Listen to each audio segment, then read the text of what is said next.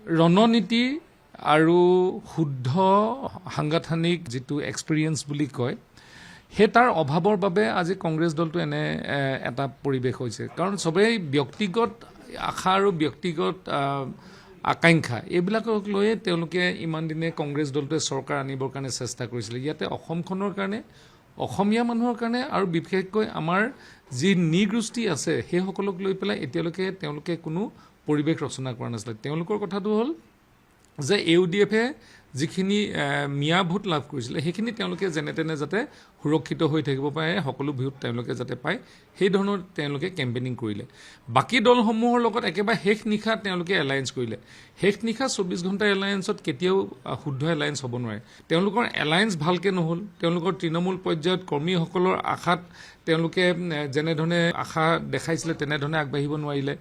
মিয়াক লৈ পেলাই অনবৰতে তেওঁলোকে ভোট গোটাৰ কাৰণে চেষ্টা কৰিলে AIUDFৰ লগত তেওঁলোকে প্ৰতিযোগিতাত নামিলে আৰু অসমখনক তেওঁলোকে অকল এটা চকুৰে চালে বাকী চকুটোৱে তেওঁলোকে নেদেখিলে আৰু সেইবাবে আজি তেওঁলোকে তাৰ ফলো ভুগিছে আৰু আজি তেওঁলোকৰ এজন মাত্ৰ ডক্টৰ জয়প্ৰকাশ দাস বাকী সকলোখিনি মিয়া MLA তেওঁলোকক প্ৰতিনিধিত্ব কৰিছে আজিৰ দিনটোত অসমীয়া মানুহৰ মনৰ পৰা কংগ্ৰেছ দলটোৰ প্ৰতি থকা যিটো ভৰসা সেই ভৰসাটো নাইকিয়া হ'ল